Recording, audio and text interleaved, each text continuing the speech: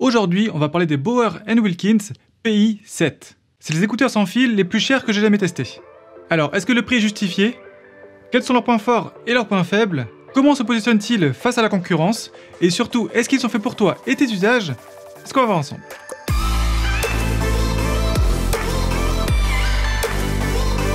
Bonjour à tous, c'est Kevin, bienvenue sur la chaîne iBordelais. Sur cette chaîne, je vous parle de technologie en transformant le terme technique en usage, pour que vous soyez sûr d'acheter le bon produit et que vous sachiez comment l'utiliser. N'oubliez pas, il y a au moins une vidéo par semaine sur la chaîne, donc pensez bien à vous abonner.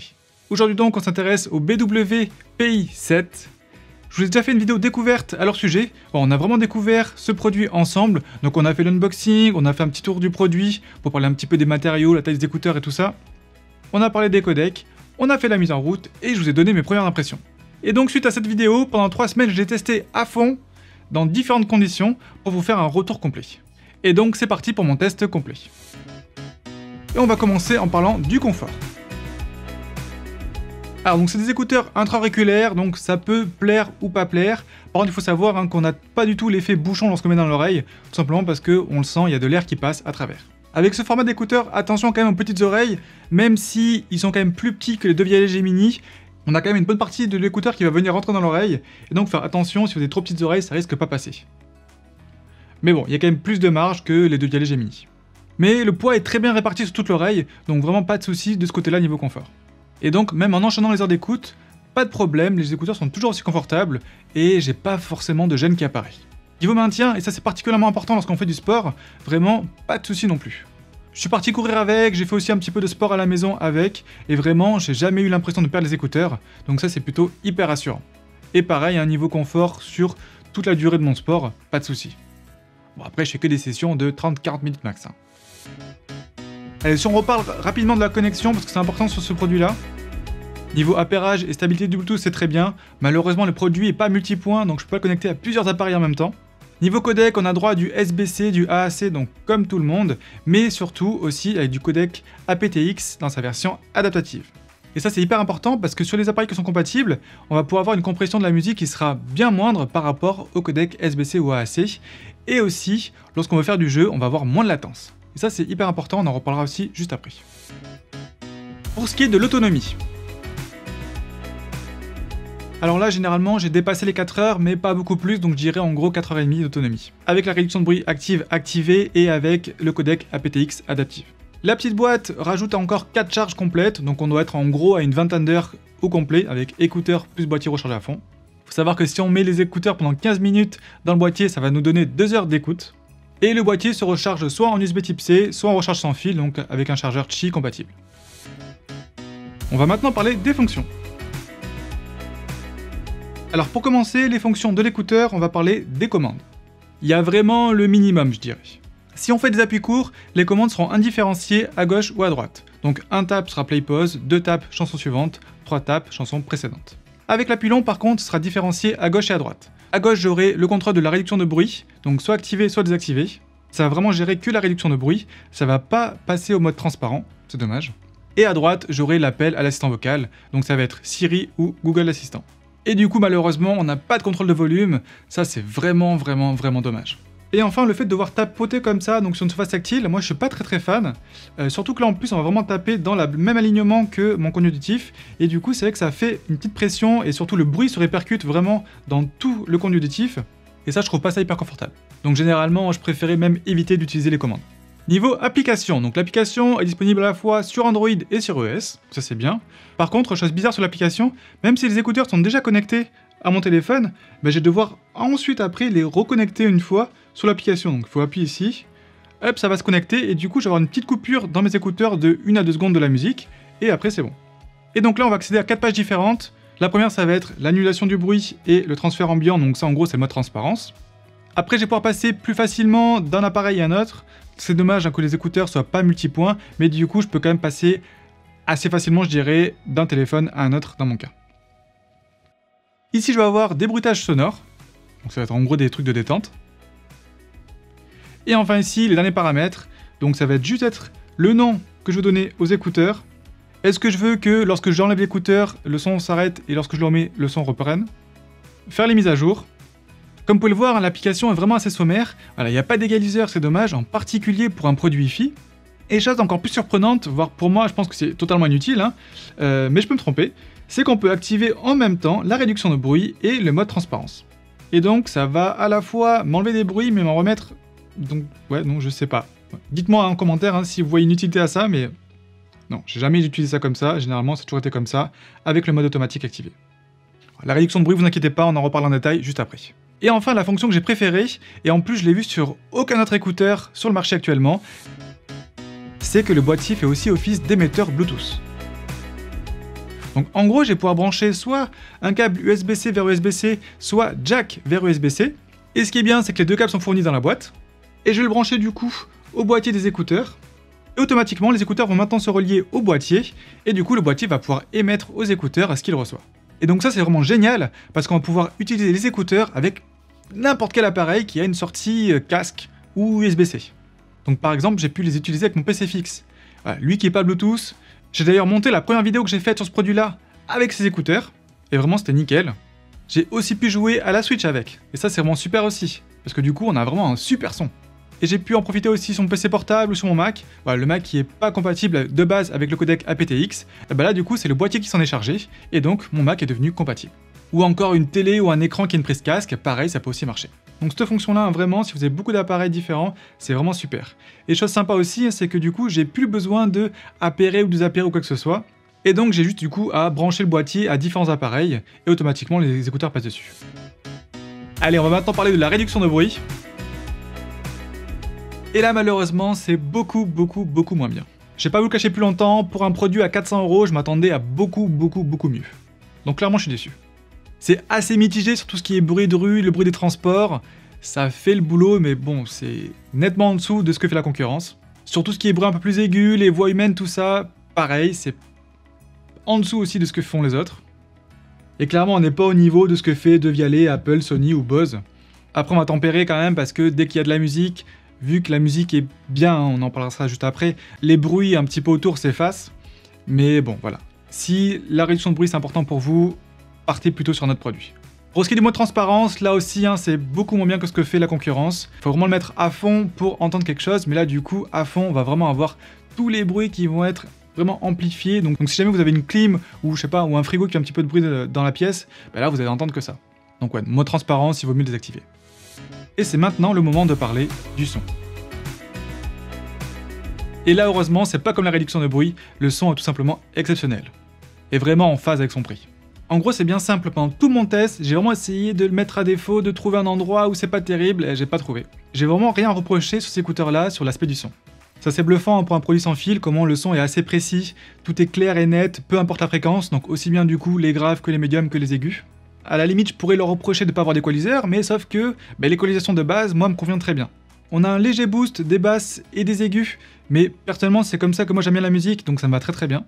Après par contre, toujours pareil, attention vraiment à la source de musique que vous choisissez, parce que plus on va monter en gamme dans des écouteurs, plus les écouteurs sont capables, et plus du coup on va remarquer si une musique est de bonne qualité ou pas.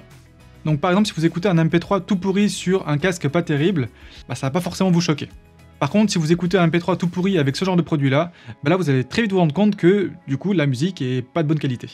Donc en gros, pour ce type d'écouteurs-là, il faut vraiment leur donner de la qualité, et du coup on va plutôt privilégier soit de la qualité CD, que vous avez du coup en local sur votre produit, soit alors un abonnement à un service de streaming en HD, donc typiquement un Amazon HD, un Deezer Hi-Fi, un Qobuz ou un Tidal par exemple. Personnellement, je suis abonné sur Amazon Music HD, et donc j'ai pu vraiment profiter à fond des musiques en Ultra HD. Et d'ailleurs, en réécoutant des morceaux que j'écoute depuis toujours, il y en a certains que j'ai redécouverts, j'avais pas entendu tel ou tel instrument, donc ça c'est vraiment super. Pendant que j'y pense, j'ai vu avant de tourner la vidéo que Amazon Music HD offrait 3 mois d'abonnement gratuit, donc c'est vraiment un bon plan si vous voulez tester le service, je vous mets en lien en description. Et enfin, niveau puissance sonore, ils en ont vraiment dans le ventre, donc il faut vraiment pas hésiter à monter un petit peu le volume. D'ailleurs, c'est à partir de 50% que je trouve que ils donnent vraiment tout leur potentiel. Le son va pas saturer du tout. Pour résumer, pour les usages en matière de musique, je vous l'ai dit, c'est vraiment excellent. Mettez-leur du son de qualité et vous sentirez vraiment la différence. Voilà, pensez bien par contre à bien enfoncer les écouteurs, c'est vraiment hyper important. S'ils sont pas assez bien enfoncés, vous allez perdre toutes les basses. Donc vraiment, il faut bien que les écouteurs soient bien enfoncés. Et pensez aussi à choisir le bon embout, pour être sûr qu'ils bougent bien l'oreille. La musique c'est assez bluffant parce qu'on a vraiment cette impression que le son vient de partout. Donc en gros la scène sonore est vraiment assez grande et ça c'est super. J'ai essayé plusieurs styles de musique, ça marche très très bien à chaque fois, c'est assez bluffant d'ailleurs. Mais aussi c'est parce qu'on n'a pas non plus une signature sonore qui est hyper marquée, comme chez Devialet par exemple. Voilà, là chez Boa Wilkins, c'est un peu plus classe, c'est un peu plus neutre. Pour ce qui est des podcasts, ça le fait aussi très très bien. Les voix sont claires, on entend bien le timbre de la voix. En vidéo, c'est aussi excellent, j'ai une très bonne stéréo, et encore une fois, la scène sonore est assez grande, donc on a aussi une très bonne spatialisation du son. Et du coup, on a une excellente immersion dans le contenu. Et pour ce qui est du jeu vidéo, là aussi c'est excellent dès qu'on profite du codec aptX Adaptive. On va vraiment avoir une latence très très basse, et du coup on peut jouer vraiment à tous les jeux, même les plus nerveux. Donc un Call of Duty par exemple, pas de souci avec ces écouteurs là. On va maintenant parler du micro et de la qualité d'appel. Alors comme toujours avec ces écouteurs là, le problème c'est que le micro est quand même situé assez loin de ma bouche. Et donc j'en profite d'avoir le Galaxy S21 Ultra pour pouvoir enregistrer une vidéo en utilisant le micro des écouteurs. Comme ça vous aurez une idée très claire de la qualité audio que vous aurez en appel. Voici un test micro des Bower Wilkins PI7. Alors dites-moi, qu'est-ce que vous en pensez? Voilà, là je parle d'un environnement assez calme, ça résonne pas plus que ça. Et donc là, même exercice, j'ai mis sur mon Mac un bruit de ville à fond. Donc même exercice, j'ai mis sur mon Mac un bruit de ville à fond. Donc dites-moi du coup ce que vous en pensez. Bon là du coup c'était un petit peu extrême hein, entre un environnement ici ultra contrôlé avec de la mousse acoustique et tout ça, où le son du coup est plutôt pas mal. Un petit peu robotisé certes, mais plutôt pas mal. Par contre forcément, dès qu'on met du bruit, là même si les écouteurs essaient un petit peu de le réduire et du coup ma voix elle est ultra robotisée, bon, on arrive plus ou moins à comprendre encore ce que je dis, mais bon, c'est clairement pas non plus trop ça. Après toujours pareil, hein, faut pas non plus leur en vouloir, les micros sont situés hyper loin de la bouche, donc forcément c'est des gros traitements numériques qui rentrent en jeu. Dites-moi ce que vous en pensez du coup en commentaire. Et donc, est-ce qu'ils sont faits pour toi ? Alors, ils ne seront pas faits pour toi si jamais tu veux la meilleure réduction de bruit possible.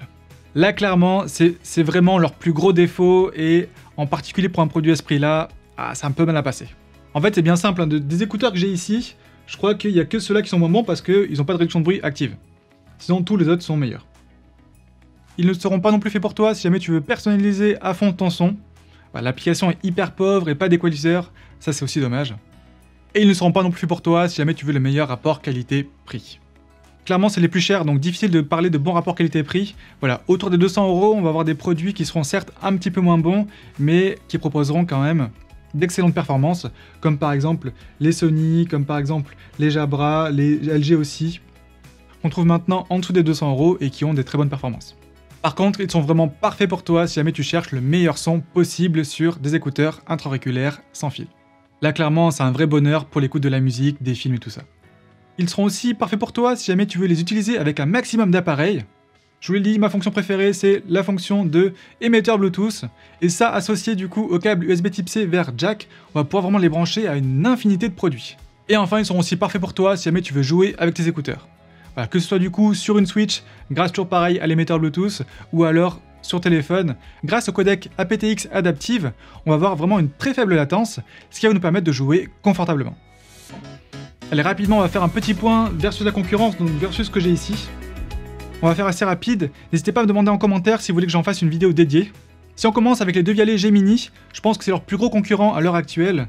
C'est les écouteurs jusque-là que je préférais niveau son. Eh bien, je dois vous dire qu'ils ont été battus de pas grand chose, hein, mais je préfère quand même le son des BW plutôt que celui des Devialet. Sauf si vous êtes un gros amateur de basses, les basses sont quand même plus sympas et beaucoup plus rondes sur le produit Devialet. Niveau confort aussi, pas photo, préférence pour les BW. Les Devialet sont un petit peu plus gros à rentrer dans l'oreille, et du coup niveau confort, je fatigue plus vite avec. Par contre, niveau réduction de bruit active, la clair avantage au Devialet, qui dispose, je pense, de la meilleure réduction de bruit active de tous les produits que j'ai là, et du coup, lui fait vraiment pas le poids. Si je les compare maintenant aux AirPods Pro, là ça va être assez différent parce que généralement si on prend des AirPods Pro ça veut dire qu'on a un iPhone. Et c'est vrai que sur iPhone, du coup, on perd la PTX adaptive et donc on perd pas mal de qualité sonore. Malgré ça, on a quand même un meilleur son sur les BW. On a aussi un meilleur micro, c'est vraiment un des points faibles des AirPods Pro. Mais par contre, toujours pareil, la réduction de bruit active, vraiment meilleure sur les AirPods Pro. Et après aussi, forcément, tout ce qu'on a dans l'écosystème Apple, si on a plusieurs produits Apple, c'est quand même sympa avec les AirPods Pro. Si je les compare maintenant au Sony XM3, je vais avoir un meilleur son ici, je vais avoir un meilleur confort sur les BW aussi. Par contre, meilleure réduction de bruit active sur les Sony et surtout meilleur rapport qualité-prix. Maintenant on les trouve à moins de 200 €, donc en gros 2 fois moins cher que cela. Comparé aux Bose, là encore toujours pareil, de toute façon c'est les meilleurs, donc meilleurs son ici. Par contre meilleur confort, meilleur maintien vraiment sur les Bose. Et aussi, comme toujours, meilleure réduction de bruit active sur les Bose. Bon par contre, niveau encombrement, avantage BW. Et enfin pour les 3 autres que j'ai ici, c'est à peu près pareil. Donc on va avoir un son qui sera meilleur ici forcément, la réduction de bruit active sera meilleure sur cela. Il y aura aussi un plus petit boîtier, donc plus compact que ça, donc ça c'est chouette. Et souvent des applications qui sont beaucoup plus développées que celle-ci. Et toujours pareil sur ces produits, on est autour des 200 €, donc un prix forcément beaucoup plus bas que ça. Mais le son reste quand même clairement meilleur là-dessus. Et donc pour conclure, c'est vraiment mes écouteurs préférés du moment. C'est en grande partie parce que le son est juste exceptionnel, mais aussi grâce à la fonction de récepteur Bluetooth. Ça me permet de l'utiliser avec n'importe quel appareil, et ça c'est super. En défaut, malheureusement, l'application un petit peu pauvre, et surtout la réduction de bruit active qui est clairement pas au niveau pour un produit à ce prix-là. Mais bon, vu qu'en ce moment les déplacements sont assez limités, ça m'a pas trop dérangé pendant ces 3 semaines. Si les Bowers & Wilkins PI7 vous intéressent, je vous mets un lien en description pour les acheter au meilleur prix. N'oubliez pas de poser toutes vos questions en commentaire, j'y répondrai avec grand plaisir. Si vous voulez être accompagné dans le choix de vos écouteurs pour vous et vos usages, n'hésitez pas à nous rejoindre sur Discord. N'oubliez pas de laisser un petit pouce bleu si la vidéo vous a plu et vous a aidé, ça motive vraiment.